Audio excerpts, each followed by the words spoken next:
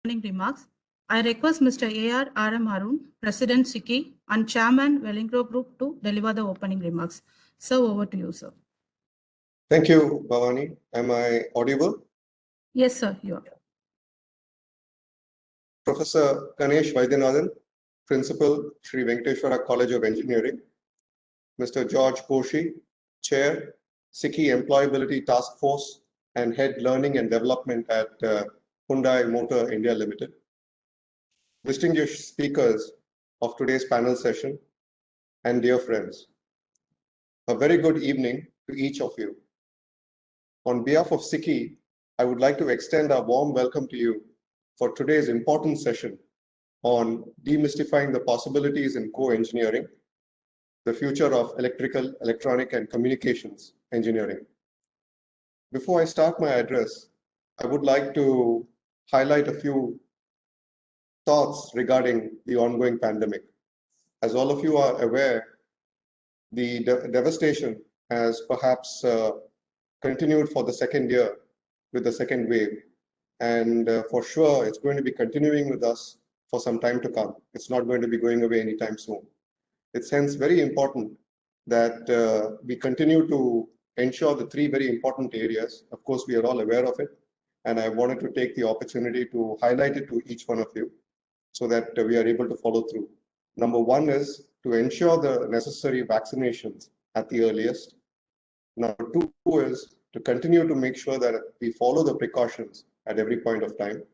And number three is for us to do everything possible to build immunity within our individual systems so that we can resist this. We certainly have to do everything that we can in order to be able to overcome this virus. Again, these are points that are known to us, but I thought I would make use of the opportunity to highlight it again. Also, before I start my address, I would like to share with you two lighter points. First of all, not sure if SICKI's secretary, Mr. Vinod Solomon, as well as SVCE, specifically asked me to address today, knowing about my degree. But when they reached out to me and I noticed that the topic was electronics and communications, I was certainly enthused as this was my engineering specialization as well. I was pleasantly reminded of my college days and I gladly agreed to be able to address this gathering today. The second point is that SVCE is particularly close to us. SVCE is a well-developed, practical-oriented engineering college with several of the faculty being well-respected professionals. They are certainly very well known to us, starting with Professor Ganesh Vaidyanathan, and we are very happy to be doing this program along with SVCE. Getting into my address, a few words about employability. Employability refers to a set of achievements, skills, understandings, and personal attributes that make graduates more likely to gain employment and be successful in their chosen occupations, which in turn benefits themselves, the workforce, importantly the community, as well as the economy. Employability, therefore, is not just about getting a job. It is about a broader set of skills and attributes that will enable a graduate to be successful throughout his or her working life. In this context, students, parents, as well as other stakeholders need to be aware of the potential of each stream of engineering education, the respective career progression, choices available, and how the chosen field could be expected to evolve over the future. It is keeping this in mind that SICKI, along with SVCE, have taken the lead to bring in more awareness on various streams of study available and provide a wholesome view of the way forward. This is how we've come up with our Co-Connect series. We are glad that this series has started off very well, with the first one being oriented on mechanical and automotive engineering. We held this program a few weeks ago. The success of this program, as well as today's, has definitely given us further motivation in order to be able to sustain these events in the coming times, concentrating on other core disciplines as well. When we have to look at electrical, electronics, and communications engineers, engineers in this field are at the forefront of developing practical and intelligent technology improving devices and systems that we use as part of our daily life. Very simply put, what distinguishes these three forms of engineering is that electrical engineers deal with the generation, flow, and storage of power. Electronics engineers create the myriad electronic devices that we use every day. And communication engineers handle the flow of data, whether it is Bluetooth or near-field communications or cellular, or for that matter, satellite communications as well. So how does the future augur for these three forms of engineers? Studies have shown that the electrical and electronics market in India is expected to see unprecedented growth at the projection of $100 billion for the next year. The survey by Bureau of Labor Statistics suggests that the electrical and electronics job market will grow 7% annually. The government of India has launched several schemes to promote electronics manufacturing within our nation. This is starting with a PLI, or Production Linked Scheme, for large-scale electronics manufacturing. Secondly, SPECS, which stands for Scheme for Promotion of Manufacturing of Electronic Components and Semiconductors. And thirdly, the Modified Electronics Manufacturing Cluster Scheme 2.0. These three schemes will certainly help promote electronics manufacturing and further attract investments into the sector in our country. When we are to look at the scope of electrical, electronics, and communications within Tamil Nadu is certainly one of the leading states in this area. 16% of the total electronics production in India takes place within our state. We stand second in India in computer electronics and optical products manufacturing, and we stand third in electronic exports, about $1.63 billion during 2018-19. Computers and peripheral equipment make up the bulk of electronics output of Tamil Nadu. Our state has a strong base in mobile manufacturing, industrial and strategic electronics, consumer electronics, electronic components, computer and peripheral equipment. Our state also has aggressively promoted industrial clusters and industrial parks to develop the sector further. There are two sector-specific special economic zones oriented towards the electronic and hardware sector in Kanchipuram district, Oragadam, of course, and as well as Sriperumbudur, where SVC is also located. In addition to the direct manufacturing prowess, Tamil Nadu also has a wealth of downstream industries that focus on electrical, electronics, and communications. They include automotive electronics, mobile phone and component manufacturing, telecom products and equipment, consumer electronics, semiconductors, medical electronics, aerospace and defense, among others. Having said that, let me now share with you what Dr. Robert Fisher, a long-time satellite engineer who invented the rechargeable pacemaker as well as the implantable insulin pump, what he shared with us some time ago. The 91-year-old holds over 200 patents in the US, and his 5-point advice for budding engineers is as follows. Number one, take your know-how into new arenas. Number two, listen to people and let your mind go wild. Number three, don't be afraid to think big, really big. Number four, think about those who come behind you. And number five, which I like the best, innovate for people, not for profit. We at SICKI would like to reinforce Dr. Fisher's message and encourage students to pursue this very attractive and interesting field of electrical, electronics, and communications engineering, both with confidence as well as with purpose. I would now like to share with you a few words about SICKI. SICKI has completed 110 years of service to industry, government, and society. We were founded in the year 1909 under the inspiration of Mahatma Gandhi. SICKI has inherited a rich tradition while at the same time remaining youthful, dynamic, and embracing change. Even during the pandemic, we have tried to be as vibrant as we possibly can, converting challenges presented by the pandemic into opportunities. We dare to go beyond just webinars and have been working on multiple projects, knowledge reports, and furthering our flagships. Let me share with you a few of our projects. We have over 20 sectoral committees that are actively promoting their respective area of focus for the benefit of industry. Those interested could certainly visit our website and get a wealth of information from there. Secondly, we have been working with Guidance Tamil Nadu to engage in reaching out to the Tamil diaspora globally. Our flagship program, the Yadum Ure Conclave, was attended by over 4,000 participants last October from 38 different countries. Thirdly, we launched the monthly SICKI 360 series, which features discussions with high-profile guests sharing their insights into all facets of their life and achievements. And the purpose of this series is for these significant individuals to be able to share their life's journey for the benefit of society as well as the next generation. Extremely glad that Professor Murugavel of SVC has been one of the core members in making sure that this program has been a good success. Fourthly, we have been working with the Chennai Corporation to create a sister cities desk.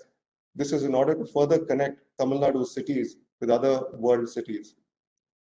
Next, we've been working with the Department of Culture to build an industrial museum in Egmore.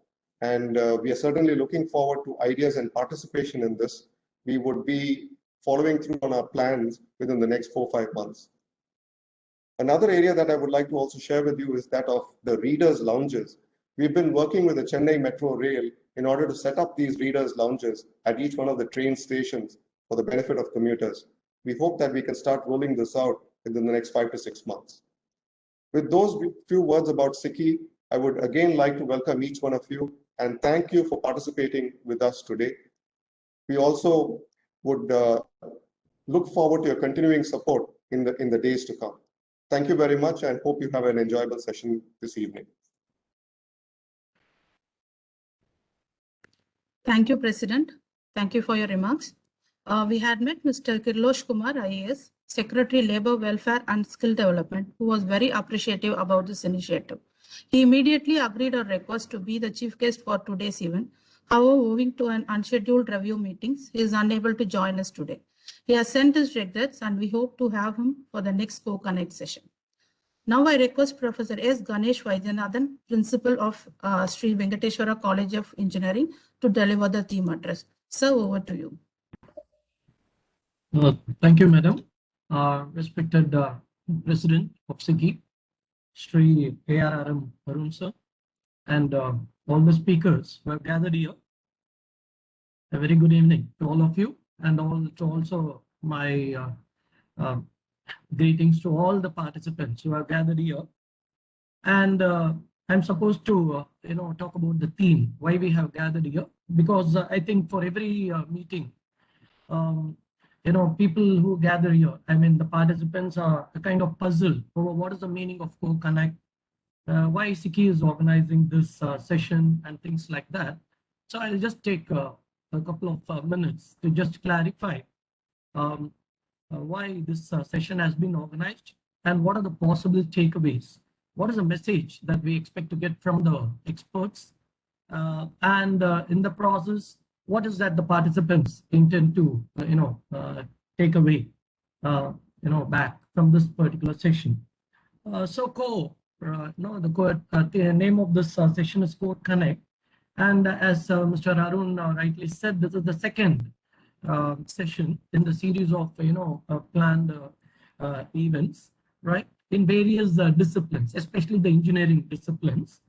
And engineering is the backbone of economy.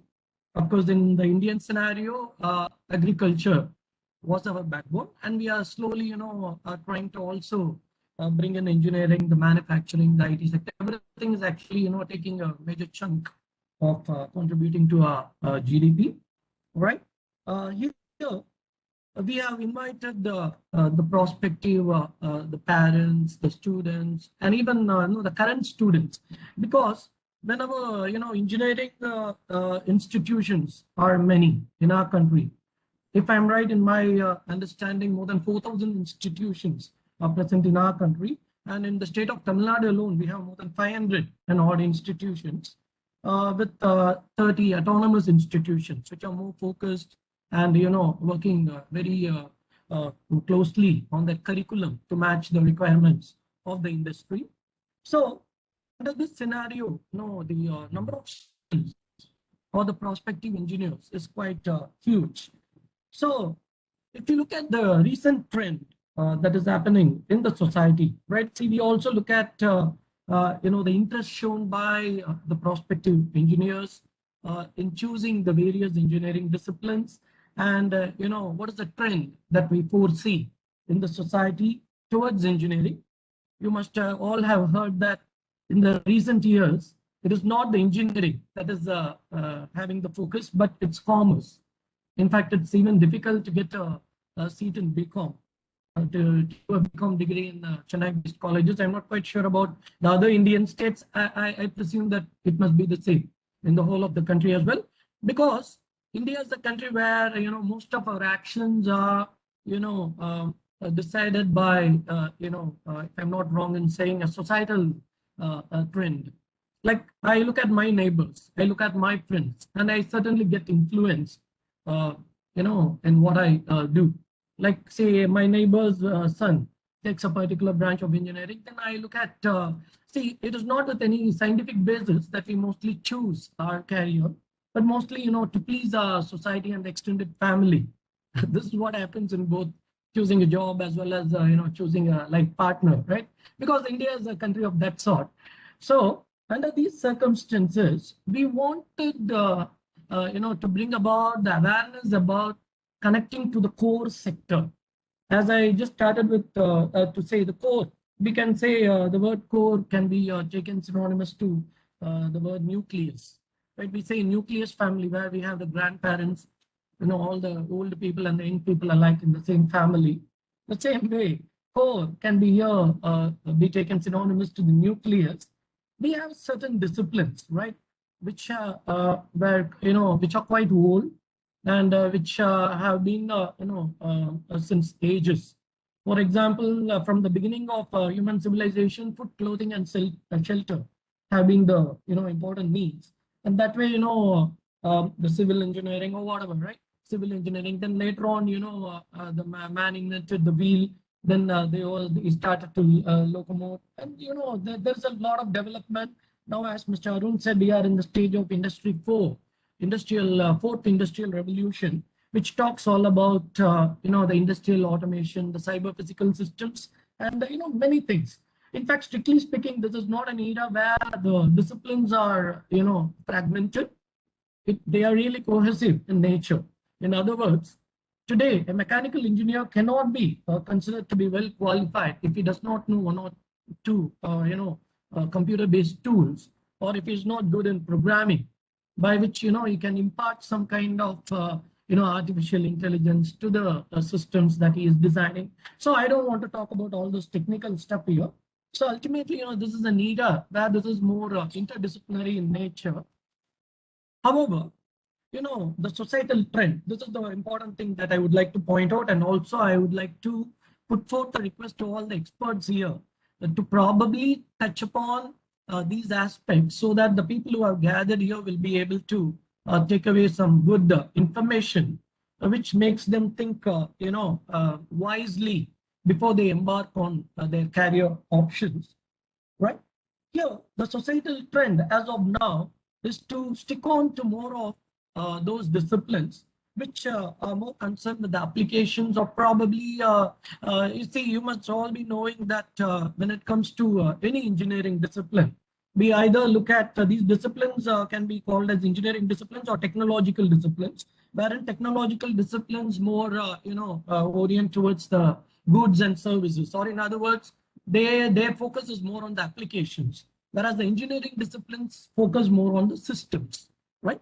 Systems is where, systems is what it's all about. Applications is where it is going to be applied, right? This is what, in simple terms, is the difference between engineering and technology. I tell my students that engineering is making the concept work, and technology is taking these working models as goods and services to the end user, because only then it can be monetized, right? Ultimate aim of any industry, or even the country's GDP, will grow only if there is a good amount of manufacturing, a good number of industries, good amount of agriculture, whatever we do, unless it leads to a cash flow or a money generation, monetization, it doesn't make sense. So that way, if you look at it, there is certainly a shift of the society no, in choosing, in going from the systems level to the applications, or probably a little more, if you say, if you feel that applications is too shallow, a level of what do you call the application of the engineering discipline, probably assembly level. I'll give you a couple of examples. See, India has almost all major players, even in the field of telecommunication, in the field of electrical engineering, right? Everywhere, we find we have so many industries all around, as Arun sir rightly pointed out. We are located in Sri Perumbudur, which is considered to be having, a lot of major industries, right? Now, in all these industries, what really happens is we mostly involve in assembly and making products that go directly to the end users. In this process, of course, we generate some amount of employment, but certainly, I'm not really sure if this is going to contribute, how much of this is actually going to contribute to the knowledge level of the engineers or the technologists, because the engineers and technologists who get employed in the applications field or in those fields which are more technologically oriented, they tend to simply work at the shallow level of, say, creating some applications or creating some kind of working in some assembly level jobs, and ultimately, churning out products. Whereas it's really a question mark, or we have to really ponder over the fact that whether India is really involved a lot in the systems engineering side. I can very well assure you that those countries that focus on this particular aspect have tremendously, generated a very good GDP. Take the case of, say, Taiwan, or say even Japan. It's a small country, but with a tremendous amount of GDP. So manufacturing and the shift towards the systems engineering is something which we all have to look at.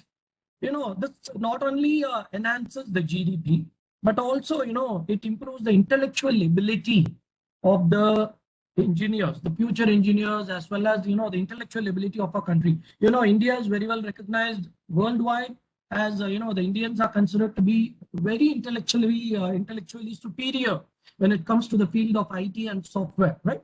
Because in all the software industries over the world, you find Indians play a major role. Nevertheless, I'm not sure that if our intellectual ability has been well exploited when it comes to the systems engineering. We are very good, app developers. We are very good application developers. We are very good at, we make lot of, we have a lot of industries which assemble things and roll out products, because India also has very large customer base. Because India is considered to be one of the potential, customer base in the whole of the world. That's why most of the international players opt to set up industries in our country, right? So leaving all this aside, I think the focus should be towards the systems engineering, which was earlier, see, if you take the word core, I would probably attribute it to some of the earlier disciplines. Say, for example, typically today we have chosen the topic of electronics and communication, and also say electrical. See, if you take the field of electrical, right? Electrical is, I feel, is predominantly a systems approach. Why? Because unless you design and develop, say, an electrical system for a particular application, you can't really put it into use, right? So how much of our effort goes into, or how many of our prospective engineers choose these fields, get to know or get to learn the systems approach, right? I feel that this is going to go a long way in supporting the economy of our country, supporting our intellectual, ability of our country, because India is certainly considered to be one of the superpowers. That's what even our former President Abdul Kalam, he envisaged. I'm quite sure that we are going to be. And towards this, it is very much essential for prospective engineers. I don't think we can all simply stick on to the field of IT and IT allied services. Please understand that I'm not talking anything ill about this particular, because even now, if you look at the, all the statistics, IT is one of the, important industries as far as the Indian scenario is concerned. But something, the children who wish to join engineering they very easily connect to computers, because from a very young age, they all have been, given a computer at home. I think computers are given as a present when they have their 6th or 7th year birthday itself, and children start playing with computers. And of course, now mobile phones have also joined the list. Why I'm saying this is, it is easy for people to connect, and they come to a very wrong conclusion that I am good at computers. Again, we can use computers. We should be using computers. But again, when it comes to a field like engineering or the study of engineering, I tell them all to approach even the study of computers in a system point of view. Are we developing operating systems? Are we developing the computer hardware?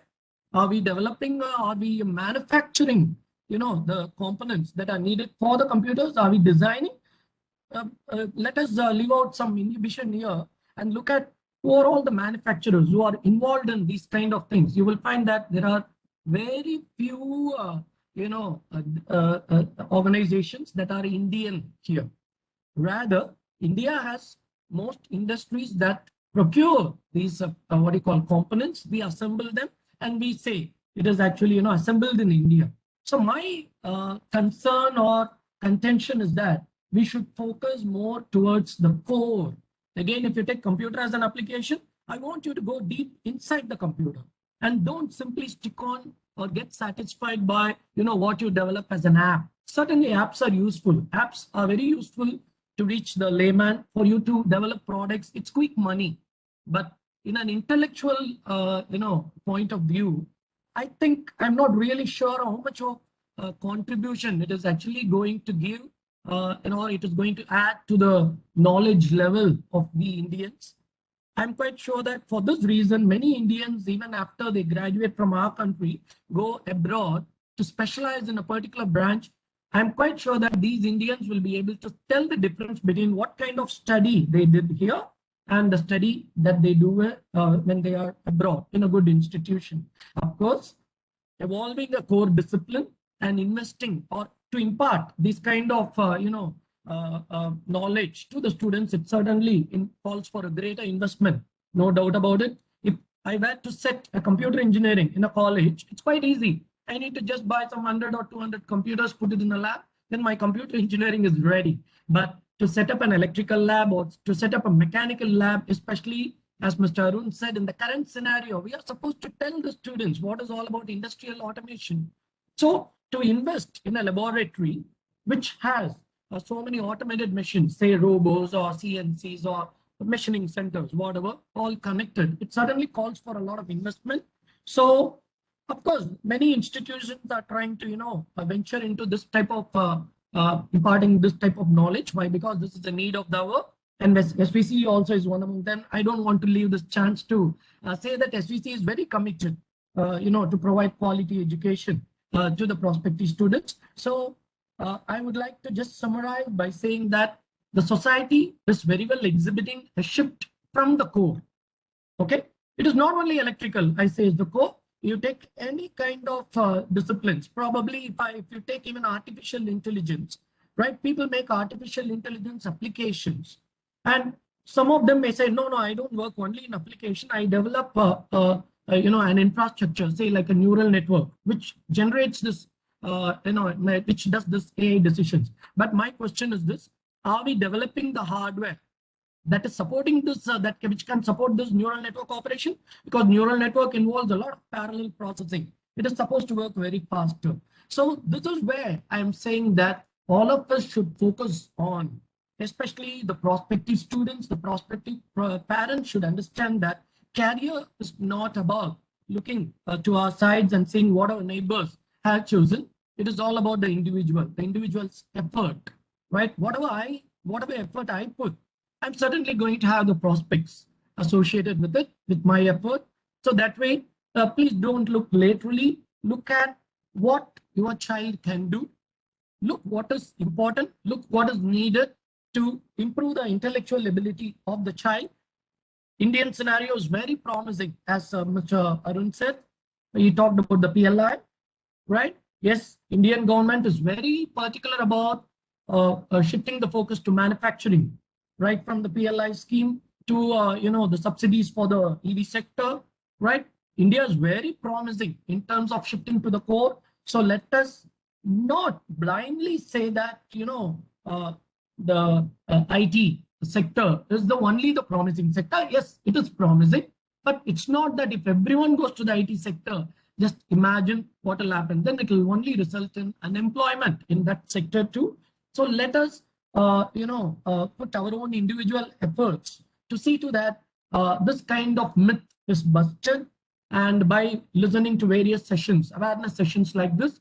And I really thank Siki for giving this wonderful opportunity to tell what this theme, why this core connect is essential, especially at this point of time. And also I thank all the speakers who have gathered here to share your valuable thoughts. I once again thank the president of Siki, Arun sir, for giving this wonderful opportunity. I also thank the organizer for this for giving me this time. Thank you very much. I'll close. If there are any questions, I'll be happy to take it along with other speakers towards the end of the session. Thank you. Sorry if I have exceeded the time limit. Thank you very much. Thank you, Professor. Now we move on to the panel discussion. I would like to introduce the speakers of today's session. Our first speaker is Mr. George Koshi, Chair, CK Employability Task Force and Head of L&D, Hyundai Motor India Limited. Mr. Koshi is a learning and development specialist with more than 22 years of experience, backed by exceptional people management skills. He also a proven innovative and experienced L&D professional with a rich background in learning process, psychometric assessments, leadership development, coaching, and facilitation. I welcome you, sir, to the session. I would like to introduce Mr. Shantaram, co-founder, Kelsa Solutions. Mr. Shantaram has over 30 years of experience and has worked across India, USA, UAE, South Africa, and Qatar in the course of his career. As a consultant over the past 15 years, he has been instrumental in helping over 80 firms across a variety of sectors. He has been a faculty at various management institutions. He has also served on the national board of the National HRD Network and continues to be an advisor to the Chennai chapter of the network. Welcome, sir, to the session. Thank you. Thank you very much. Our next speaker is Mr. Henry Joshua. Mr. Henry is a Global Advanced Service Manager at AVL, an automotive testing and development firm, spearheading transformational strategy related to electric and autonomous vehicles, driving current and future competence policies, and developing new business models are some of his current focus areas. He has over 15 years of work experience with automotive companies like General Motors, Fiat, and now AVL. He has educational background in both mechatronics engineering from Oklahoma State University and business studies from Cambridge University, London. We welcome you, sir, for the session. We also have a panelist, Mr. R. Prakash, Chairman of Southern Region, IMA, Indian Electrical and Electronics Manufacturers Association. As a General Manager of ASN MR Tap Changers Limited, he manages 3 plants, 1 in Chennai and 2 in Pondicherry. We welcome you, sir, to the session. Our next speaker is Mr. Justin Sundar. Mr. Justin works in Weston Electronics India Private Limited as a HR business partner. Mr. Justin has over 12 plus years of experience, out of which 10 plus years he has been working in automotive electronics. He is based in Chennai and he is passionate about interacting and nurturing young minds towards excellence. He likes to spend his weekend by giving guest lectures in different colleges to motivate young minds. Welcome to the session, sir. With these words, I request Mr. George Koshi, moderator of today's panel, to lead the session. Before Saz starts the session, I would like to inform that please participants, if you have any questions, please post the questions in the chat box. Sir, over to you, sir.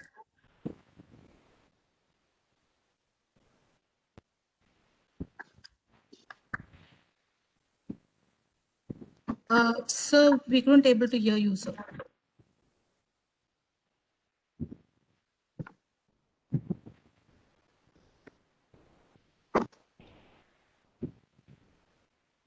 Sir, you're muted. George, sir.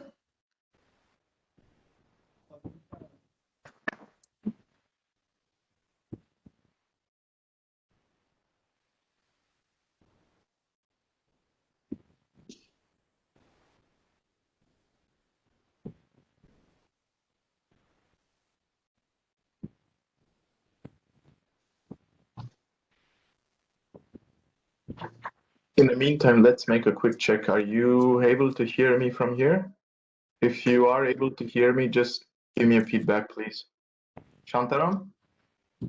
Yep, Thank you. good.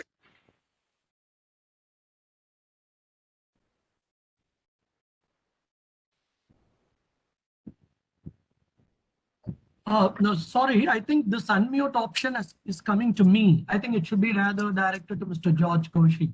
I think the organizers can take care of this because I have been getting this dialogue. Yeah. See, my microphone is working. I can see the. We can hear you, George. George, we can hear you now. We can hear you now. Excellent. Thank you very much. Yeah. All right. Thank you very much. Thank you, President Siki, Mr. Arun, Principal, Venkateshwara Engineering College, Ganesh Vaidyanathan, and all our distinguished speakers today, like, all, I would say, subject matter experts, and most importantly, all the students who are gathered here to possibly to understand and learn from this discussion.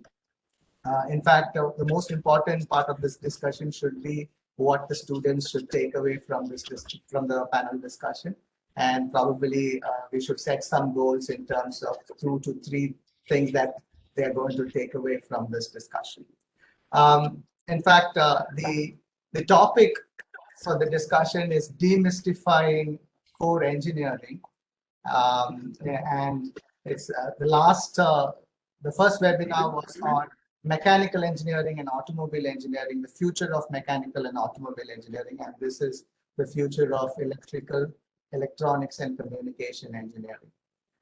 In fact, the last time also we talked about wheel being the first one, first invention, and then the wheel was put in a dam and and created electricity. In fact, after the advent of electricity, I would say that the entire world moved faster, is what I should say. I can also say that the movement of electrons moved the world. I should say that as well, because I think I can't think of a world without electricity, isn't it? Like, all the devices, all that you see around, it's like 2 sides of the coin. One side you have the mechanical and automobile discipline, and the other side is electronics, electrical and electronics. I think that those 2 sides are the most important thing. You can't think of a world without that. However, things have changed. There's a shift from, like Principal said, there's a shift that you can see as of now, that most of the students are more influenced and inclined towards IT and the software technology, and the takers of code engineering is going down, and that's a kind of a fear that we could have possibly, in terms of the future seems to be a kind of a problem. But then I believe, like, in this discussion, we'll understand that, where we are heading towards when it comes to electrical and electronics communication engineering. So the first question, probably let me quickly go into the questions, and it's an open question to all the 4 speakers. Probably you may take around 2 to 3 minutes of your time and give your opening remarks on this particular question. It's a very simple question, which is absolutely what the topic is the future of electrical and electronics and communication engineering. That's what is your take on this? What's the future? If you can actually open with this question, please take 2 to 3 minutes on that. Over to you. There's no, please, you can choose the sequence. Anybody can start. Yes.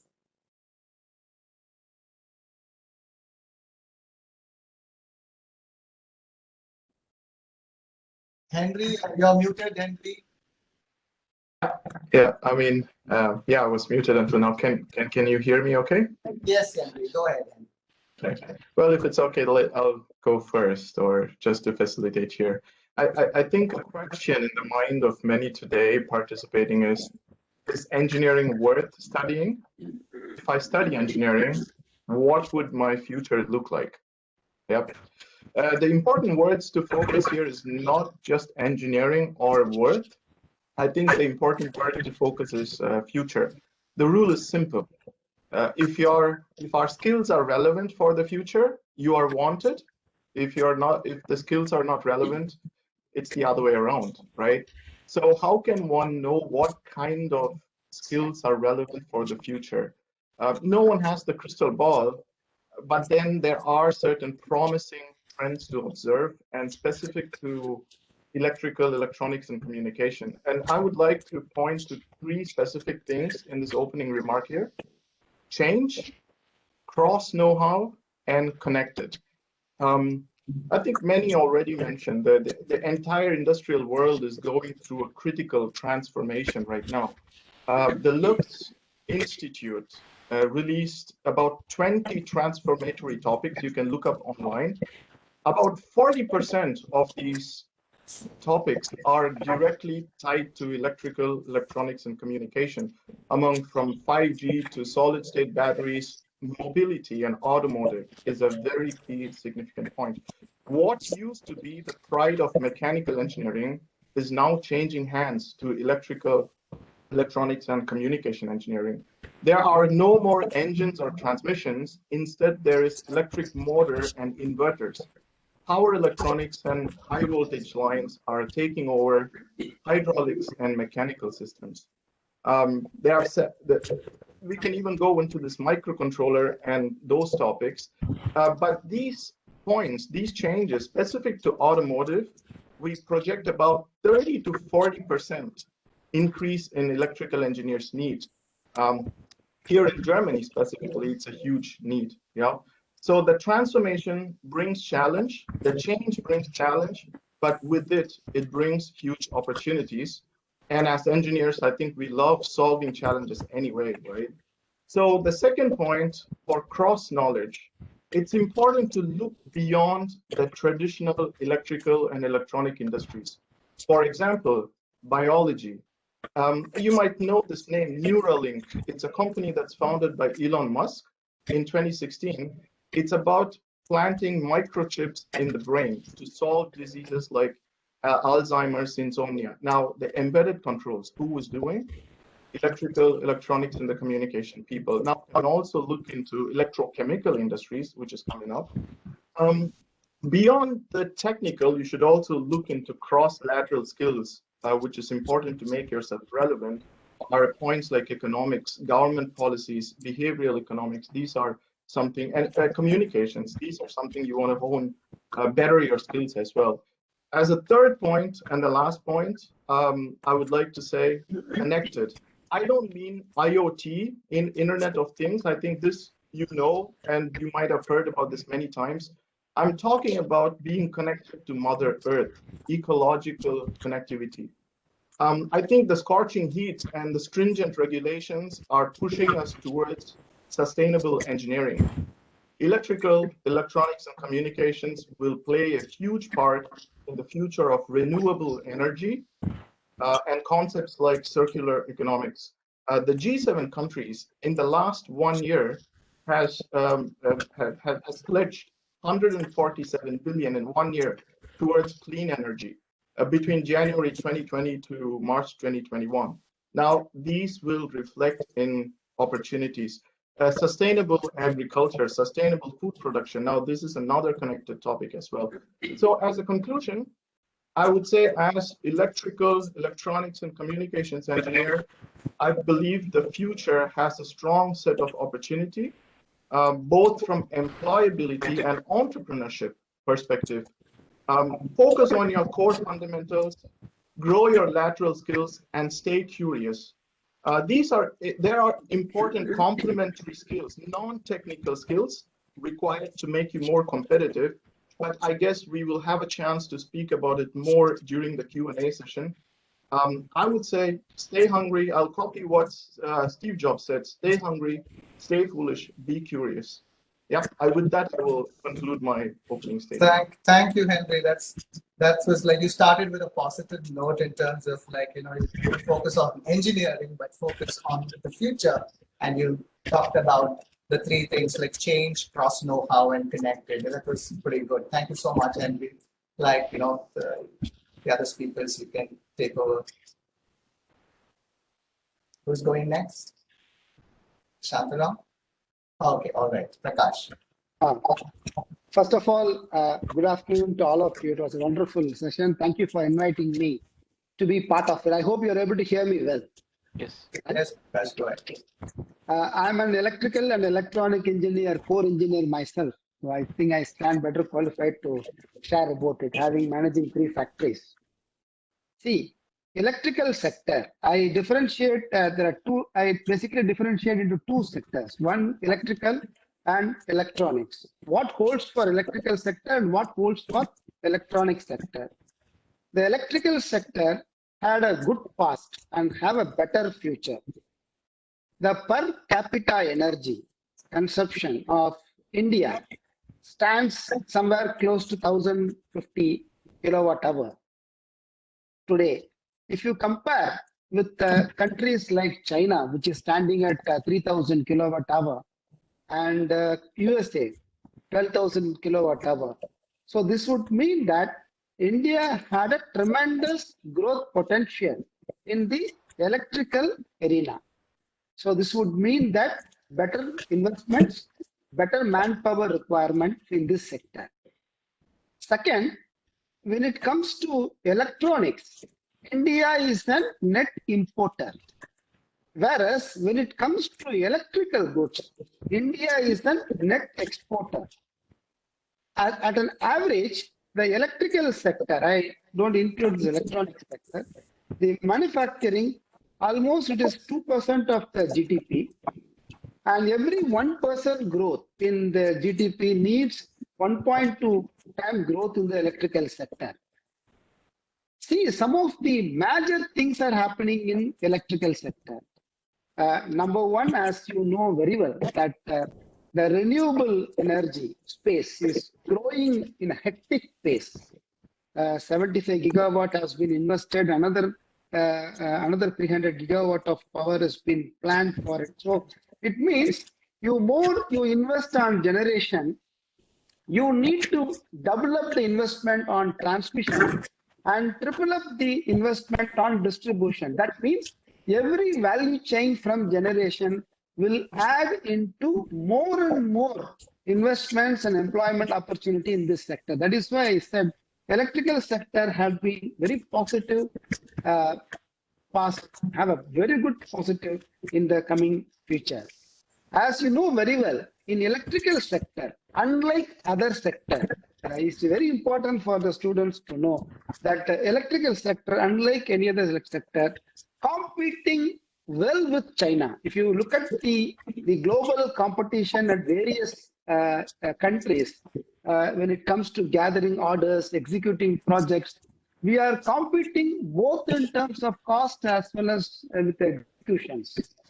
And if you see, the world's largest transmission lines, 1200 kV, exist only in India, and China is catching up now.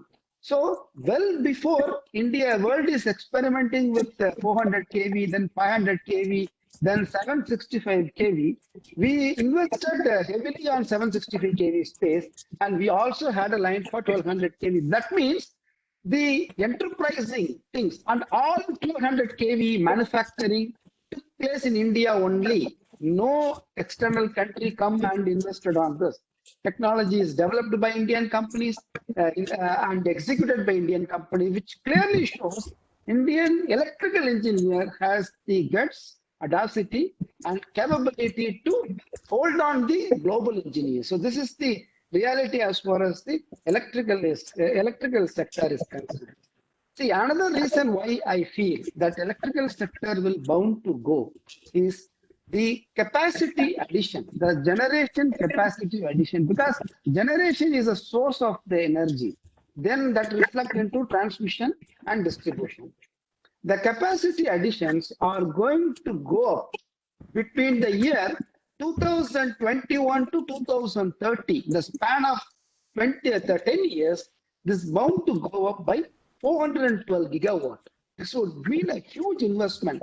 If you all, those who are watching this electrical space in the last 7-8 years or last 10 years would have seen Indians the generation capacity has gone ahead with a mind-boggling pace. What we thought it is impossible, we reached the target, both in terms of thermal, in terms of renewables, even to some extent of nuclear energy as well, and also hydro. So we are able to add general capacity and had a huge plans to add capacity by order of 420 gigawatt from 2021 to 2030. So this would mean that there's a huge opportunity and both in terms of employment and investment exist. There's a space for the guy who wanted to take a job, and there's a space for the guy who wanted to start his own company in form of the entrepreneurship. This is very well available in electrical sector. Of course, electronics sector is another story, and all of you know very well. We are, as Professor Ganesh Vaidyanathan very beautifully said, we lack that system thinking, which exists in electrical engineering. It does not exist with electronics engineering. We are only remains as assembly shop, and be more our value addition. If you look at it, it's more manpower and the man hours rather than the real hardware development. But I think things are changing, and how and what, maybe I will share as the discussion goes by on that. Thank you, Prakash. Thanks a lot for clearly outlining the possibilities and opportunities that we have in the electrical discipline today. And also you talked about how increase in generation, transmission, and also distribution is going to help contribute in employability and various other things. Thanks a lot. So over to Shantaram and Justin. Okay, Shantaram, please go ahead. All right, I was offering Justin the chance to go ahead. Oh, all right. Yeah, all yours, Justin. Okay, thank you, sir. So good evening, first of all, one of you. Thank you, Siki, for this opportunity, and SPC, and thanks to all the fellow speakers, and a special good evening to all students and the prospective students. I thought of when it comes to future of electronics. Okay, when I was doing a little research on what I wanted to speak today, I came to know about a study by McKinsey, the sales of automotive, okay, which is currently somewhere around $2,700 billion, and it is projected to $3,800 billion by 2030. And I was curious to know how much of it is going to roll into the electronics and electrical part of it. And a little deep dive on it, I understood that currently we are at $238 billion, and which is getting close to about $470 odd billion by 2030. So which is significant, like a 50% growth in this 10 years. So the way I interpret is the technology, or be it the electronics and electronics engineering, it's going to create a lot of roles, both horizontally, also vertically. So if you ask me, are we going to study for the future? Yes. This is, if you take up electronics and communication engineering, definitely a lot of roles getting created by 2030. This is my opening comments. Thank you, Justin.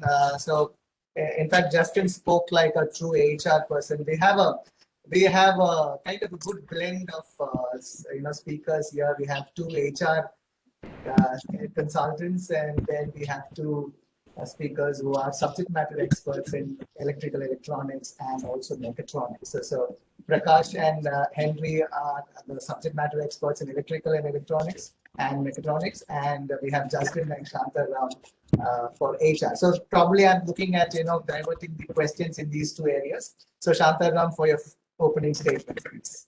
Right. Thank you all, and a very, very warm good afternoon to Mr. Arun, Professor Ganesh, George, the team at SICI, my fellow panelists, and all the students, parents who are assembled here today. I look at this group and I'm thinking, is this what I would have liked to do on a Saturday afternoon when I was like in my late teens? right? And I think the answer to that is no, because I never had it in me to become an engineer. I didn't qualify. I was left to fend for myself in a manner of speaking. But through the course of my career, I have interacted with, let me put it this way, I've interacted with literally thousands of people who have had engineering degrees, and I have interacted with very few engineers. And I think that's one of the fundamental things that I would like all of you to keep in mind, because you are doing a degree in engineering, but when I come to your campus to think about hiring you, I'm not hiring you just for that degree. I'm hiring you for something else completely, a set of skills that I have in my mind, which I think are very, very important. And that's what I would be looking for. And I'm going to just talk about two of them, right? One is, it might sound very silly because you believe that when you've come into engineering, you already have this in great measure.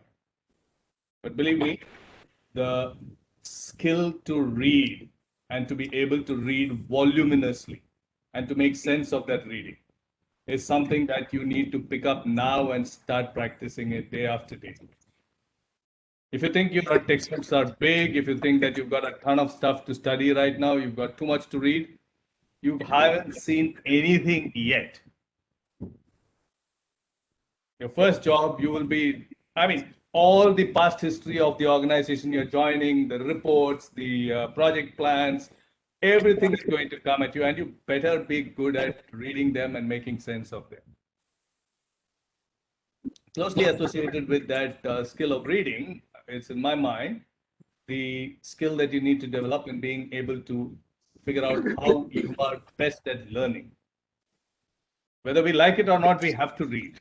But not all of us learn by reading. Some of us learn by doing, some of us learn by watching others do, some of us learn by thinking. And this is something that I would like all of you to focus upon, to figure out what you're good at, so that by the time you finish your engineering degree and you're ready to step into the corporate, industrial world, what have you, you have a very clear idea about who you are and how you're going to apply the skills of reading and learning for you to get ahead in your, let me say, job first, because that's what you're going to start with. At the same time, I think all of you need to think about it not as a matter of saying, will I get a job? Right? I mean, there are enough statistics out there to say that people get jobs or don't get jobs, or whichever way you want to see them. The point is this: every one of you will get a job. The question you need to ask yourself is, will I be able to make a career out of this?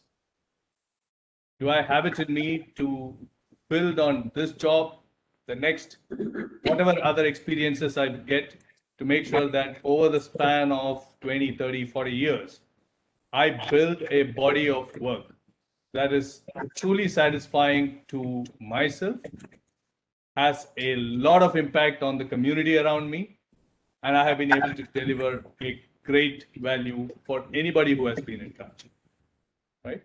So don't think about it as saying, will I get a job? Take that out of your mind. You do well, you will get a job. I mean, even if you don't do well, if you kind of falter, I had a couple of areas and then I did my graduation, right? I don't think I have been very badly affected by it. Yes, I have been affected because there were some institutions which said that people who have areas need not apply. That's okay. Their loss, not mine. Right? So that's the second thing that I would like you to keep in mind. Careers, not just jobs. Right? Henry touched upon this. Curious nature of being. And I think that's an absolute precursor to learning. Stay insatiably curious. Right? I saw some comments on the chat saying, "Enappa pesranga inga," kind of thing. That's one kind of curiosity. Right? I would like you to not stop with that, but go on beyond that. அவங்க பேசுறதுல ஏதாவது அர்த்தம் இருக்கா? என்ன சொல்ல விரும்புறாங்க? What is it that they want to talk about? How does it matter to me? Try to figure that out. Right? Have fun on the way. That's perfectly fine. Right? Doesn't matter. So I'd like to leave you with those thoughts because, like I said, when I come to recruit you, I am not looking for an engineering degree. I am looking for an engineering mindset, insatiable curiosity, willingness to learn, willingness to put in the hard yards by making sure that you're able to read, absorb, understand, apply. If you can convince me of that, when I come to recruit you, I'm sure you have a great career ahead of you. Doesn't matter whether it is electronics, electrical, something beyond that, fields will develop, but you're on track. Thank you, Shataram. Thanks a lot. In fact, while Henry spoke about not to focus on engineering but focus on future, you mentioned focus on reading and develop your skills, and also talked about don't focus on career. I mean, so don't focus on jobs, but careers are more important. So, in fact, when we talked about you had arrears, I was thinking about my college days, and we call it AIDS. Arrears in different subjects. So people used to have arrears in different subjects and still continue to be, still are successful. So it's not about, I'm not saying that you should get arrears. That's not what I'm talking here. But then, yeah, it's all about what you want to do and the passion that it's about the passion and the energy that you have about the subject that you like. Well, all right. So, in fact, I was thinking and I told you that I would be directing questions based on now we have HR and we have subject matter experts. So let me direct the first questions to the technical experts that we have here. In fact, Mr. Prakash was saying that we are increasing in generation, transmission, and distribution of electricity, especially in India. So how is that going to be contributing to the employability of the young minds here? Is my question. It's a good question. You see, fundamentally, there are 2 or 3 factors which helps in the growth of electricity sector in India and how it is helping the people. Number 1, as I said, every 1 megawatt of investment in generation needs 5 megawatt of 5 times the investment required in transmission, and another 10 times the investment in distribution, because at the end of the day, what you produce need to reach the consumer. So you higher the investment on the generation would mean the larger investment needed in the distribution. This is one area where when the investment goes up, and naturally the associated associated business in this sector goes up, and so the employable requirement of the people. Number 2, when you do what's happening in India is in electricity sector that people across the globe realize that there are only very few countries which are fit for manufacturing electrical products for the global audience. One of them is India. If you look at the product like transformers, product like switchgears, product like breakers, isolators, cables, you will find that plenty of investment taking place in this sector. So there is an existing domestic demand which helps them to run the business, augmented by the global demand which is required to be produced and sold to the respective countries. So when you have enough domestic demand, it improves the technology for manufacturing as well as the capability to produce and sell to the world. So these 2 factors, when you have, that is how, whenever you have the competency and the enough demand available for that sector, and that sector will bound to grow. Luckily, in the electrical sector, this is happening.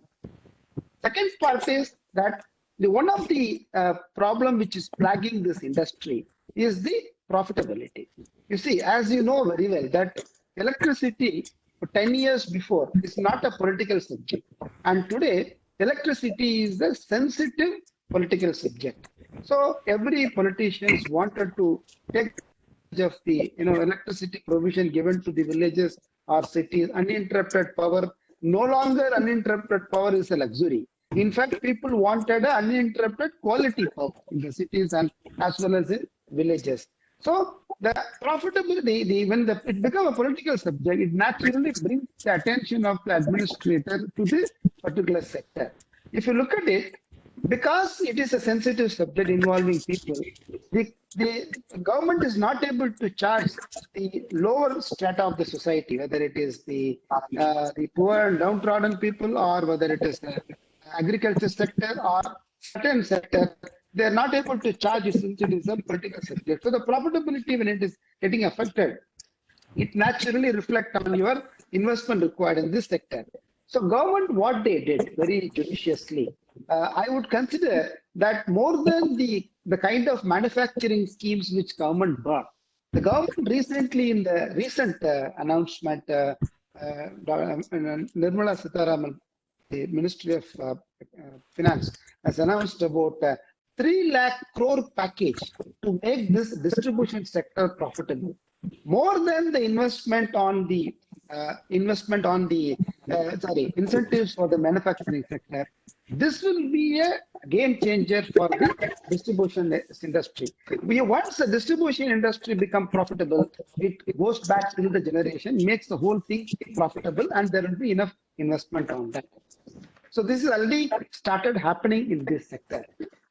And the other point is area like railways. Railways electrification is another adding to the demands of the power and investment on the.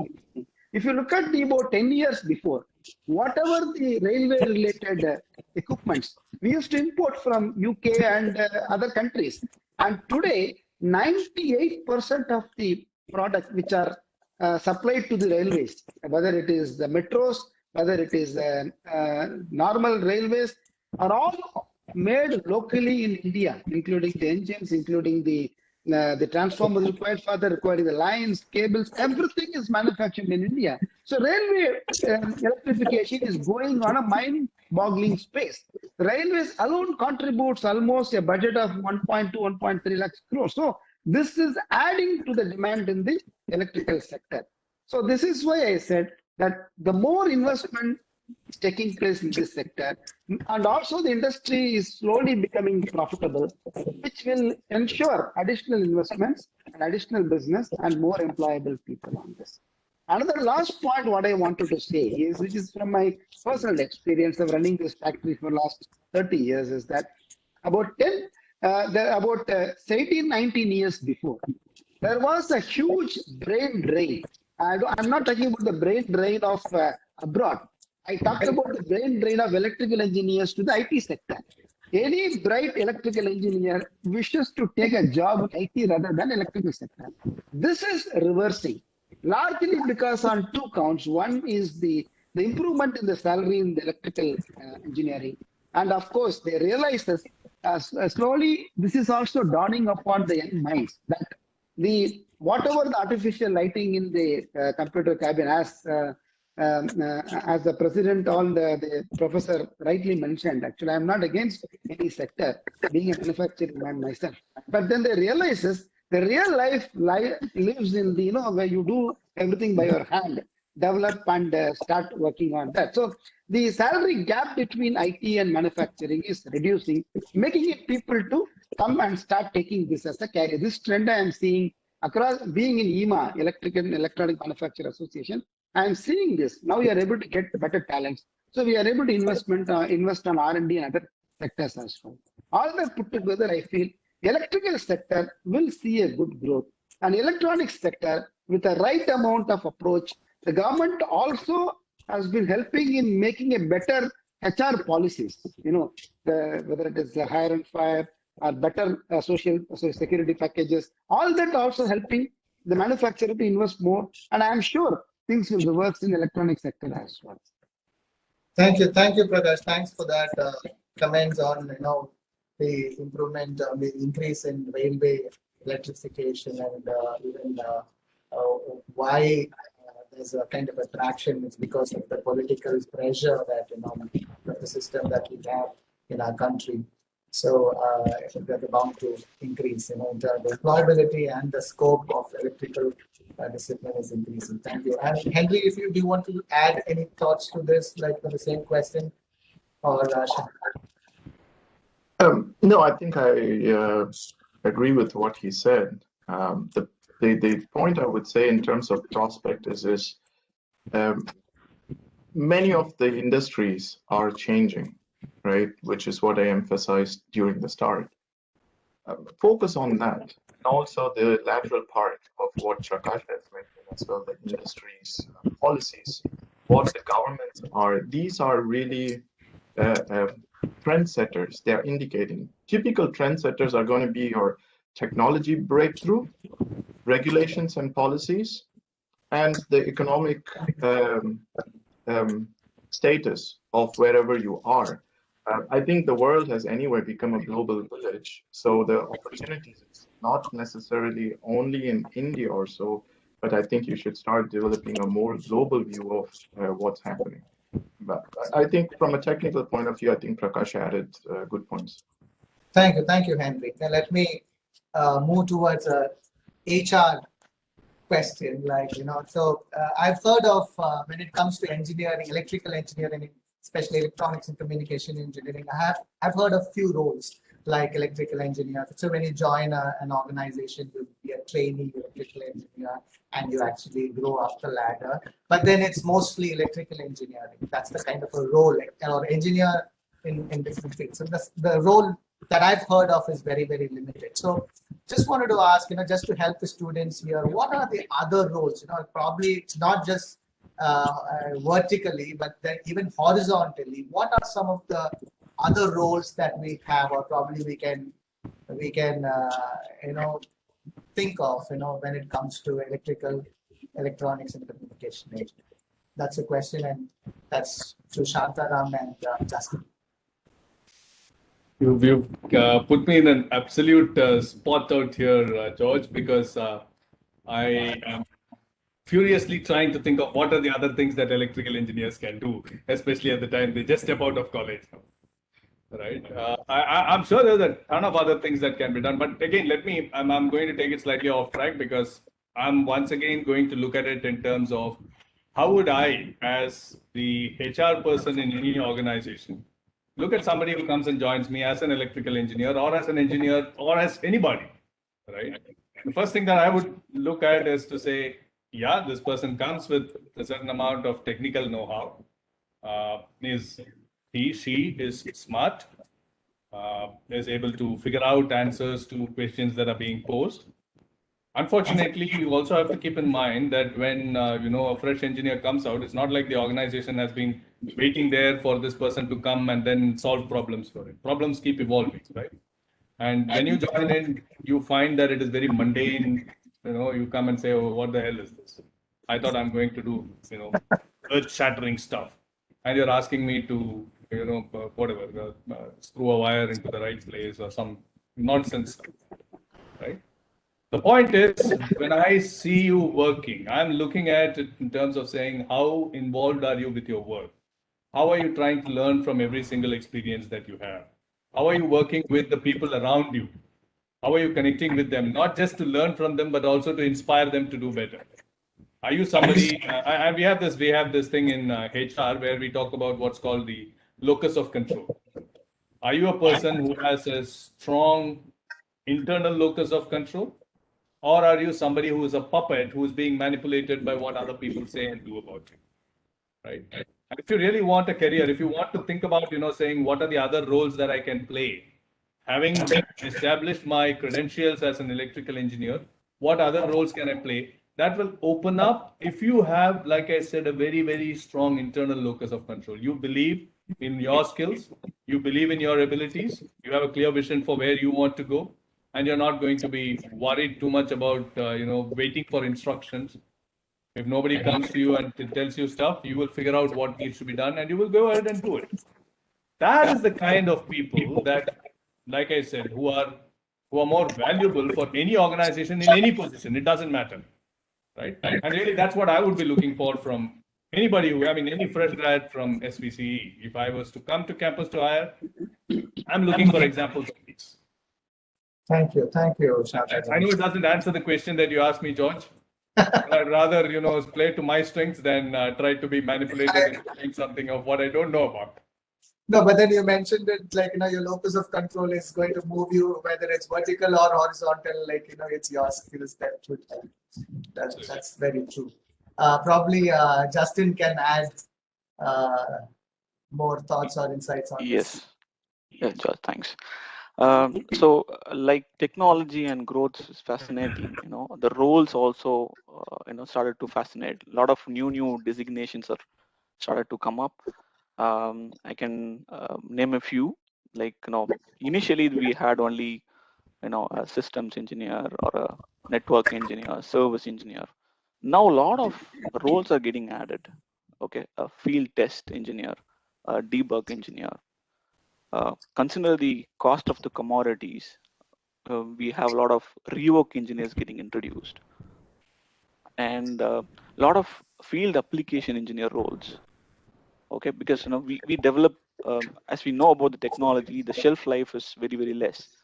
So a lot of new applications are getting launched, and they have to validate and implement in a very shorter period. So the role of a field application engineer comes in. And when we talk about future of electronics, okay, we should definitely have somebody some role who will be driving the cyber security roles. So that they have to protect the security of the data in any product. And see, any cars, okay, which is connected with internet or with cloud, it just can be hacked. So the role of a cyber security engineer also comes in there. I wanted to tell about the instrument clusters. Initially, we had mechanical clusters, or hybrid clusters, what we call, and then slowly we moved into LED, LCDs, and TFTs. It ranges in different sizes. Okay, 3.5 is the it started off, and currently the standard size is somewhere around 7 inches. And future, okay, we are talking about 10.25 or 12.25 inches. The changes in display size, okay, that emerges a role of a display engineer. So that display engineer is going to say, um, what is the um, particular display what they can choose, what is the specification he is going to do it on anti-glare, the anti-reflection, or multi-view display. So probably in any display in a JLR, um, so a driver can view the display in a different thing. It will be seen differently, and a passenger can see it differently. So what I'm saying is, like, the advancements in these develops multiple roles. Likewise, we see a lot of screens in the car or any driver infotainment systems. So a lot of creative transitions to be given in the screen, okay, without distractions. So, say example, how effectively I'm going to give a gauge design, or how I'm going to give a concept design to the customers for this particular thing. So that brings into a graphics or a styling engineer. Okay, and likewise, I told you, since everything is going to be towards connected cars, where Android or CarPlay or everything is going to be in place. So application development engineer to code, to create codes and creation of apps, that particular area is going to grow a lot. Um, with regard to artificial intelligence, okay, it differs from region to region. Okay, if you take up India, if you talk about an autonomous driving, it is going to take a lot of years. But segments of AI is getting introduced. Okay, like a driver capturing system. Okay, which captures whether the driver is drowsy, or whether he is um, you know using his mobile, things like that. So it is going to give warnings to him. So a lot of roles are getting created for AI engineers also. Having said all these roles, if as a fresher, if you ask me, am I directly going to do these roles? No. Okay. Anyways, you should have a fair understanding about the different technology, the different platforms is used in different industry. However, you will be taken as a management trainee or an engineer trainee. Okay. And your abilities, your inclination, your interest, that is what it is going to decide on which particular role you'll be put into or which particular role you'll be taken to. That's it, George. Thank you, Justin. I mean, that's in fact, it's kind of amazing that you have a lot of these roles an engineer can take up. Especially when it's an organization. Display engineer, graphics. Yes, Prakash, you want to add some more No, points? I want to add a few things on what Justin said. It's very beautifully Mr. Justin explained. So let me add a few on because it will be of interest to the students community as well. See, being electrical engineer myself, electrical engineer has got one distinct advantage. They are like a water. You put them in a large basket, they form that. And you put them in a smaller tube and they form that size. They take the shape of which basket you put across to them. You see, if you are a pure electrical engineer, there are about EMI themselves has got about 27 to 28 divisions. So you've got wide range of product category to work for. But largely for a new area, as is basically a combo areas. For example, if you are an electrical engineer, has a bent of mind for an instrumentation, then unlimited opportunity exists in the area of IoTs. IoTs is a growing area, and areas like predictive maintenance, predictability of things, monitoring, measuring, cloud, everything is there. So if you're an electrical engineer with a bent of mind for instrumentation, you have an area of IoTs. If you're an electrical engineer with an interest for the system thinking, and another growing area is like smart cities. Smart cities is going to be the next huge investment in this arena. Every government is investing heavily on this. Only 3% of the population, the government is very, very mildly invested upon. This will be a one major growing area. And if you're an electrical engineer, understanding the concept of electricity distribution through smart cities is much more easier. Likewise, if you're an electrical engineer, having understanding of an automobile, the area like e-mobility, another major area of investment on this is much more easier. And if you're an electrical engineer with understanding of fire, lots of opportunities exist on, fire against, with electrical safety. Fire safety out of electrical fire is a major concerned area for the government of India, and they have directed the Central Electrical Authority to come with the legal measures to insist on equipments to prevent and protect it. And another area which is not much of investment. So this will be a huge area to work for. Or if you are an electrical engineer with, for a little bit of understanding of hardware, energy storage is another big area to work for. If you're an electrical engineer with an understanding of a computer, as Justice very, very correctly said, the cybersecurity, artificial intelligence, these areas can be of a big issue. If you're an electrical engineer with an understanding of an economist, so what can be done? Demand forecasting is another huge requirement in this area now. How the power distribution is going to be, what is the power is going to be. This will save not just crores of rupees, hundreds of crores of rupees to save. There's a lot of companies who want to invest on demand forecasting so that they will be able to rightly invest on the infrastructure. So this will be another big area now. So what that basically says, it is not only enough you are an electrical engineer, of course, enough opportunity exists. But if you combine with a little bit of a belt of mind for other arena, then you have a big opening at every part of the area now. But if you're an electrical engineer who know everything, but they don't want to go deep, of course, you can be a professor. All right. Thank you, Prakash. Thanks a lot. If I know something, I will do. If I don't know, I teach. So, so that's exactly what it is. In fact, all your discussion points have created some problems also. If you look at the chat, you will understand that some of them are really worried now as of they were thinking of taking electrical engineering, and at the last moment they have taken computer science, and so they are quite worried now. So some of the questions that had come on the chat are electronics and communication engineering better or electrical engineering better? That's one question they've asked. Or should I move back to? So we don't want to take sides there, but then just wanted to let you know that these discussions have created some thoughts in students' minds.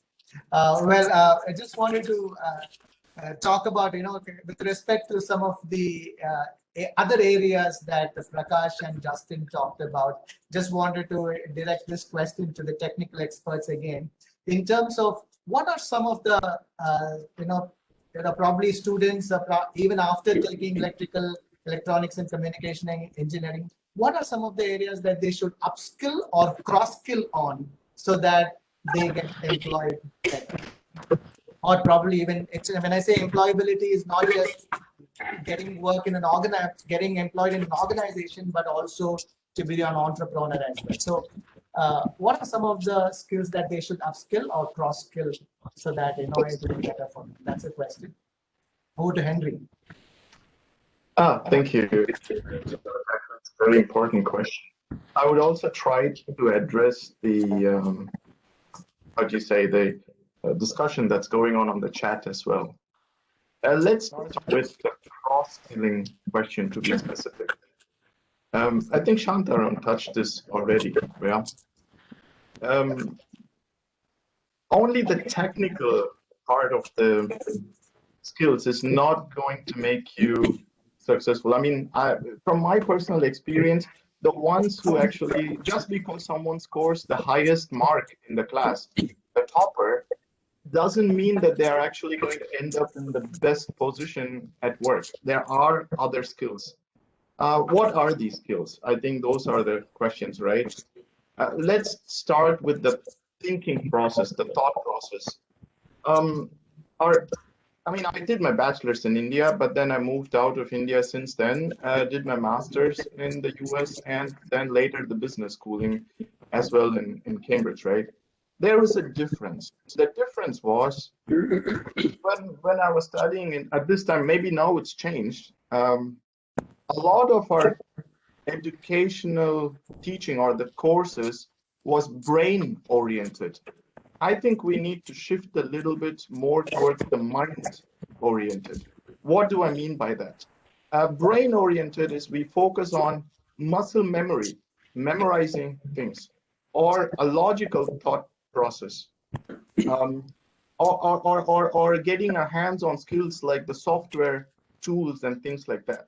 Now, what do I mean by mind-related skills? It's lateral thinking, analytical thinking, negotiations, persuasiveness, communications, presentation skills. As I mentioned, the world has become a global village. So the sense of cultural awareness, these are very important. I mean, being in a global role, one of the bigger mistakes, what I've noticed when people are trying to sell their idea, if you want to get a job, you want to convince the interviewer. After you get a job, you may need to convince your manager, maybe for your pay raise and maybe to get your project to be successful, right? So the communication, the negotiation, persuasiveness, these are very important. In a global world, one of the mistakes which I wanted to say was being unaware of the cultural differences. So how you approach things. For example, if I want to negotiate or push an idea of what I need to happen to bring the entire organization together as a team, in Germany, I have to first explain and give specific reasons what's the value of this meeting. Why do I have to get the time from everyone? And then people try to give me the time. In Italy, first I have to make the network. I have to build the bridge. And then we can speak about the value.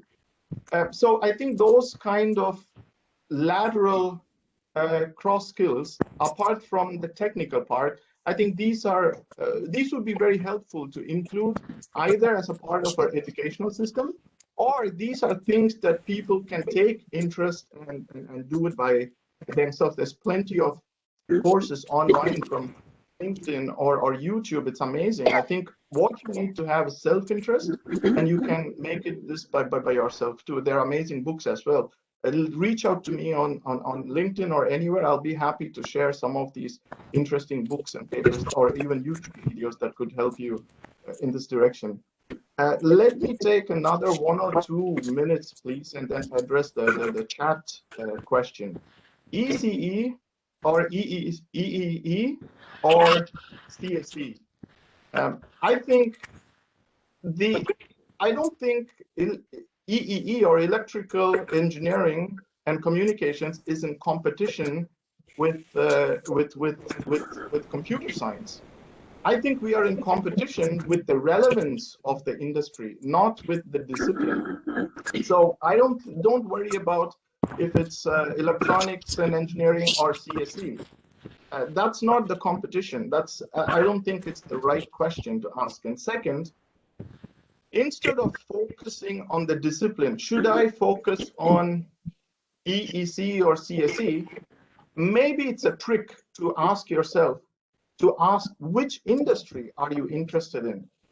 Should I focus on automotive industry? Should I focus on power electronics? Should I focus on connected cars, right? Or even sustainability? Where is your passion? Focus on the industry, and you'll be happy going to work. I think what Kantaram said, right? Instead of going to work, you'll be happy going to work.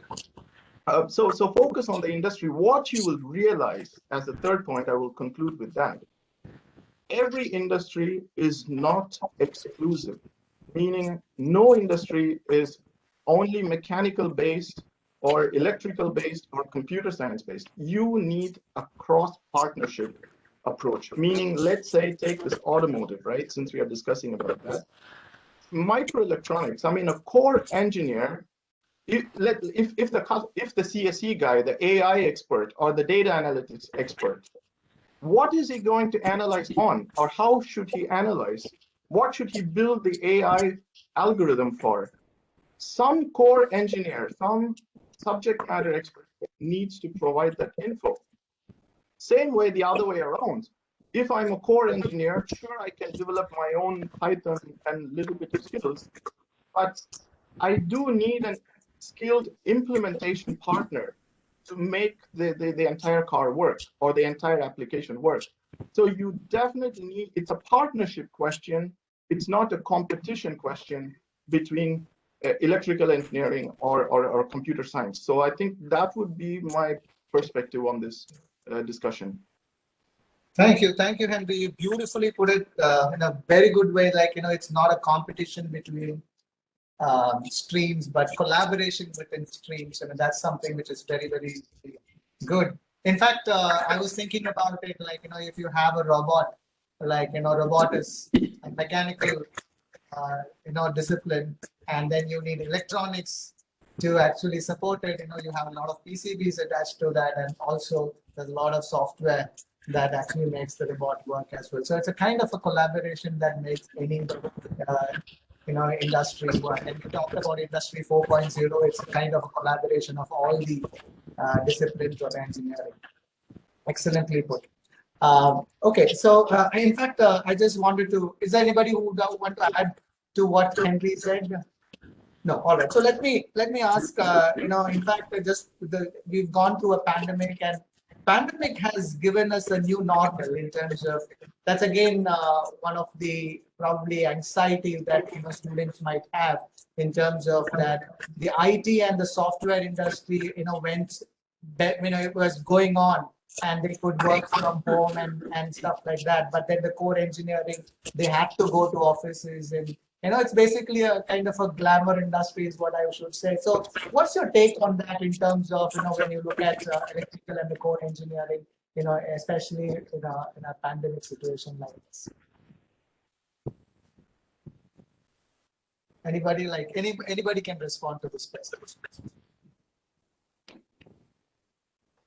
George, you kind of broke. If you don't mind, would you repeat the question, please? Sorry about that. No problem.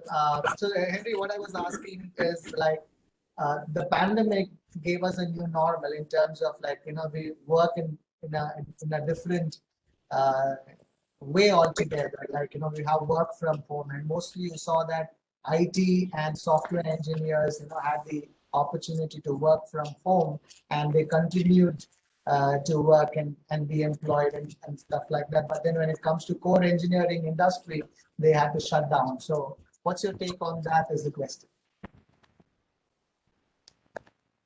I'll let someone else take this question and then I will add to it later. I don't want to be the only one.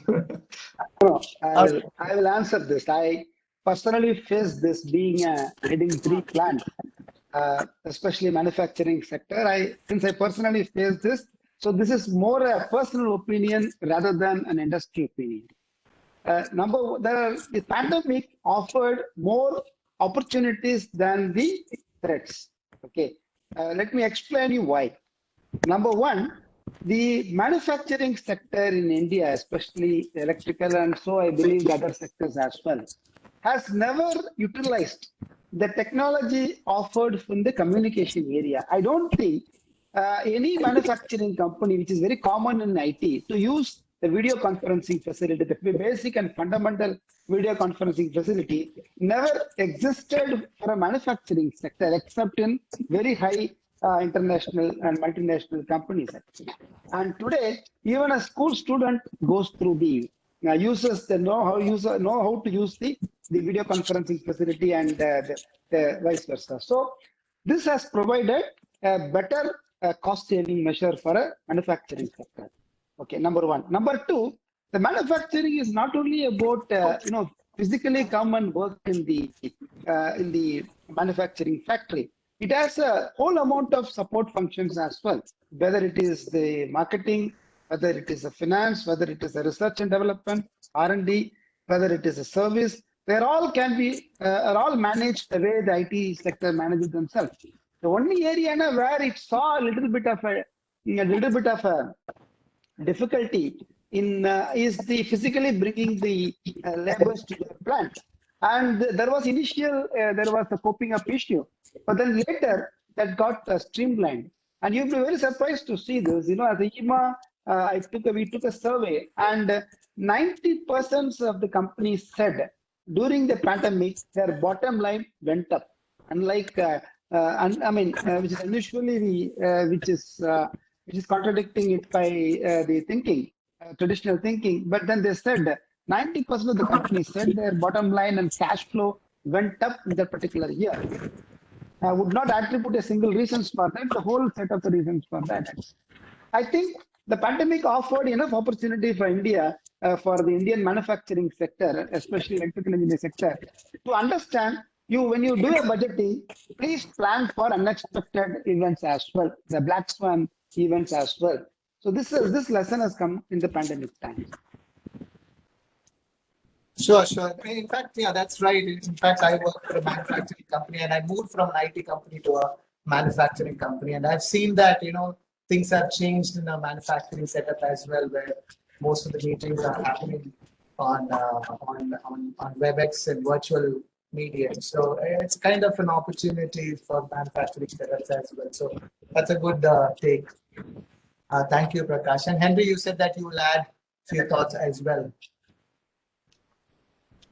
Yeah, I think in the first place, I'd like to challenge the question, who said core engineers did not get to work at home? No, joking aside, actually, the truth is many of our core engineers did get to work from home. I think we have to differentiate if it's a production or a manufacturing area versus testing or R&D or engineering development, right? I'll take one specific example before I add one other point. Many of the core engineers from our department actually got to work from home because this specific core engineering equated to simulation and development. So again, you'll see a combination of electrical engineering and programming or so. So I think when we say core engineering, we should look at the different parts, right? So if we look at the simulation and analysis and analytics part of the engineering, people could do it very well from home, and most likely they will continue to do this job from home, regardless of the COVID part. So don't worry about that. And the second thing also, I would like to bring a perspective. I'm afraid maybe it comes in the future. There is a tendency to think working from home is somehow a pride, or it's an added um, value compared to not working from home. I think it's going to be very subjective. Many of the team members in my area, some of them prefer to work from home and some of them absolutely not. They actually wanted to go to work and so they could have a clear line drawn between the private time and the work time. So I think it comes to personal preferences. Don't try to get into the approach that working from home is going to be superior or not. Yes, it gives flexibility, and there are plenty of possibilities for core engineers to do this and not just software programmers. Thank you, Henry. In fact, that's right. It's a sometimes when you work in core industry manufacturing, it's like the best of the two worlds that you can be. Now it's like that in terms of at least it's my personal experience that in Hyundai we take it's 50% work from home and 50% work from factory. So alternate days we work out of factory. So that's how it is done in Hyundai as of now. When we ask our people to rejoin the office, I have 100% attendance the first day. Very true. In fact, everyone said, "Sir, please allow us to work from home, office, not from home." Were they all married people? Yeah. No, they said very clearly that we can't handle two bosses at the same time. Just to add on to what Henry told, okay, so it depends on the mindset as well. Okay, for quite a few of us, okay, and manage to work from home, and quite a few definitely you have to go out, okay, out of at least for an 8 hours, then we'll be able to manage. So okay, so being in a factory, you have to be prepared that be it a cyclone or whatever, you definitely have to go. Okay, so you don't have the privilege of working from home, so you have to have a mindset also. That's right. Right. Well, okay. So I think we have come to the close, and probably let's have all of us can have a closing remark. Probably my question would be, what could be one or two things that the students should take away from this discussion in terms of the future employability that electrical, electronic, and communication engineering can offer.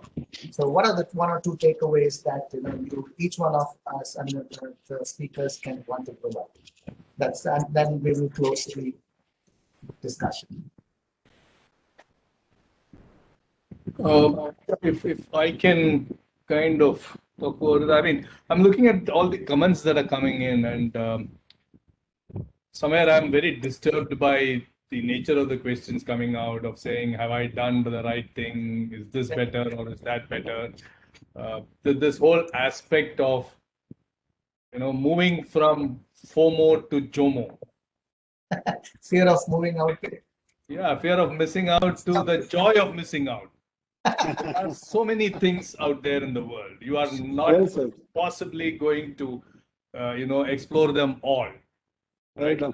So choose the ones that you want to explore. And be joyful that you're able to spend time on that you're really not worried about missing out on something. It really doesn't matter whether you are doing CSC or you're doing ECE or whatever it is. If your heart is in the right place, if your mind is in the right place, after 10 years, it really doesn't matter. Right? And I'm sure, Mr. Prakash will bear me out on this, right? As you kind of keep moving on in life, it doesn't matter whether you're in corporate, industrial, whether you're in a service sector, whether you're working for the bureaucracy, whether you're working for the government, you're doing NGOs, whatever it is. Your technical skills matter relatively less than the skills you have about interacting with people, understanding how systems work, and being able to get things done. Right? So don't overthink. Don't get so worried about saying, have I made the right decision now or not? 20 years from now, it hardly matters. Very true. Right? Right? Very true, Shah. Very true. Very true. Enjoy it. Enjoy the ride. Don't worry about where it is going. If you, like I said, if you have the internal locus of control, you will be able to drive to your destination. Right? In Enjoy fact, the journey. Enjoy the company. You will reach where you need to reach. Very well. excellent. Thank you, Shantaram. In fact, I was thinking I did chemistry and I'm doing learning and development now. I don't know what's the kind of a connection, but then everything can be linked. You know, it's basically I did chemistry and I'm talking about chemistry of human beings possibly. So, excellent. All right. So yeah, over to anybody can take over. Yeah. Thanks for the closing remark, Shantaram. Yeah. Henry. All right, sure. I'll add a couple of points. Actually, before I add my closing, I'll quickly also address one of the questions about service-based company and product-based company before I close this. I think it's from Asher Paul. I mean, there are many points, and since we ran out of time, I'll summarize to just one core thing. In a service-based company, your endpoint is going to be a customer's experience, a customer's happiness. In a product-based, it's going to be more about the feature, the value that your product brings in. I know it's a very limited view. There are many other aspects to it, but in short, I would say service means make someone's happy. Product means make sure that your product is valuable to someone, brings a value that they never had before. With that, let me close by saying I think we discussed a lot about the technical part and cross things. I would say the world is still, I go back to the opening statement, what I made about transformation. With that, and I'd say two things. With transformation, regardless which industry or aspects you take, I think there was also a question about biomedical or aerospace, you will need to change. That's one skill that you're going to have all the way through. From now till the next 5, 10, 20 years, you will have to change from wherever you start. Second, the change is going to be at the speed that you will not imagine. A funny tidbit here, when we look at the different technologies, an airplane, the speed, the time it took to reach 50 million users, the airplane took about 62 years, and a television or so was about 40 some years. A cell phone took to reach 50 million users about 10 to 12 years. Pokemon Go took about 9 hours to reach 50 million users. What that means is the speed of adaptation, the speed of change, and the speed of adaptations are very much so. So think of those two, and you have to hone your analytical and those kind of skills. That's going to make you better. So think of adapting and think of adapting fast. Prepare yourself for this, along with your technical knowledge. I think those would be my closing statements, but most importantly, all the best, be happy and enjoy life. That's more important than anything else. Thank you, Henry. I mean, you put it This right. is our Friday evening. The Darwin's theory is survival of the fittest, but corporate Darwinism is survival of the fastest. You know, possibly if you're fast in learning, adapting yourself, learning other skills, cross-skilling, upskilling, I'm sure that you will be successful in the corporate world. So, well said. Thank you, Henry. Yeah. Okay, I would like to take it. See, as everyone said, we have to stay curious.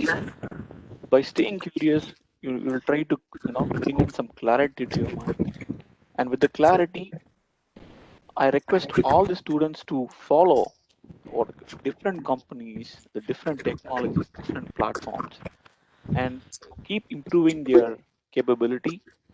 And they have to be ready for a lot of changes. So as Henry told, adaptability comes in. Okay, they have to be ready for whatever changes. And definitely these two things, if they're curious, having a very good clarity in mind, and if they are able to build their abilities and ready for changes, definitely the world is yours. Yeah. After I heard what Mr. George, Mr. Shantaram, Mr. Henry said, I don't think I can add anything on that. You all said what I wanted to say. But I only have to say 2 points before I close it. One, what students should do and what college should do. The first is that, what is the success of US in the last 30 or 50 years? The academia industry connect is very, very strong in US and which is pretty weak in India. So if the college, from industry, there are a lot of initiatives which are going on. Every association is now taking effort. Government is taking effort, and government has come up with a NEEM scheme. So a lot of efforts are going on. If the college also take one step forward and join hands with the industry, to be part of their development, the student gets a real industry exposure, which makes both industry and student better. This is one thing which college can do in a bigger way. The college role does not end with teaching them, providing them employment. It's also educating them and working in line with the industry, because every company, every industry needs a lot of solutions in present day. So the student power can add to that. Number two, what student can do. And pandemic, thanks to what Mr. George said, the pandemic thrown enormous opportunities. See, to study, will you believe, the Indian Institute of Management, IIMA, which is known for providing the superior management education, is completing the whole course 2020 to 2022 by only through online. And there is no physical education. So today, this pandemic provided online education in a very bigger scale. Today, if you want to learn about anything, you have a means to do it sitting in the comfort of the home and your chair. So learn as much as you can do. Say, I always want to end this and say, go home, don't worry about anything, what I want to study, whether I picked up or not. Go home, watch Three Idiots, and do what your bill says. That's all you need to do. Nothing worry about it, and you start learning, be curious about it. That's all I would like to say. Thanks. Prakash finally said that we didn't have to have this discussion itself. Just watch Three Idiots and everything would be fine, right? So just follow your passion. That's very, very important. In fact, Hopefully the students and participants didn't think there were 5 here. all right, okay. In fact, I had more questions, but then we didn't have time. Especially one of the questions that I had wanted to ask was with respect to academia and industry connect. And the next one was on curriculum in terms of how advanced our curriculum is with respect to most of these engineering. And one more thing was on research papers, are they more application oriented or not? So some of the things that probably we missed out in this discussion for want of time. But however, we'll keep it for the next time. Just wanted to, probably summarize and close as quick as possible for a few lines in terms of I would like to thank all the speakers. You are amazing and awesome today in terms of, most of it was real good insights. Some of the things that, I'm sure that all of us would agree, and students also would agree that we learned a lot of things from each one of you.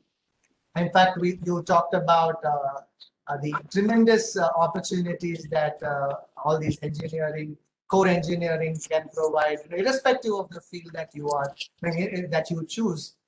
And it's a collaboration of most of these engineering that industries are seeking now. So that's another thought that you put forward. You talked about the various roles that we can offer, especially for electrical engineers, and the roles that you haven't heard of. And I did hear of a role called display engineer. So when you sit in your car and see the big cluster that you have in front of you, possibly you'll think of a display engineer now who actually designed that. That's a good thought. So it was a good, I think it was the evening well spent is what I would say, and I'm sure that all the students also would agree to that. Thank you so much, and thank you all of you, and let's meet up in the next webinar with more topics and more thoughts. Every web is coming with season 2, so you'll have a season 2 for this as well. Yes, we have season 2. Sure, we'll do that. Thank you all. Thank you very much. Any Thank you. closing remark by anybody? Please feel free to share. Welcome. It's our pleasure. Take care. Thank Yeah. you. Thank you, Justin. Thank you, Prakash. And thank you, Shantaram. Thanks a lot. Yeah. Thank you all. Goodbye. And thanks for Nice to see you. organizing this. Take care. Thank you, Bye-bye. speakers. I could see more applause and thumbs up symbols at the side, actually. The students were just, I guess it was more informative. Thank you, speakers. Thank you for your participation. And I request the participants to continue to participate in this session so that they can get more clarity about their questions too in the next sessions also. I request the participant to send a mail to me. I had posted my mail ID in the chat box. If you have any further questions, if you are specific about any speaker, just mention that in the mail. I can connect you by mail to them. Thank you all. Have a happy evening and healthy days ahead. Thank you, speakers. Thank Thanks you. a lot. Thank you. Thank you. Bye-bye. Thank you, sir. Bye, guys.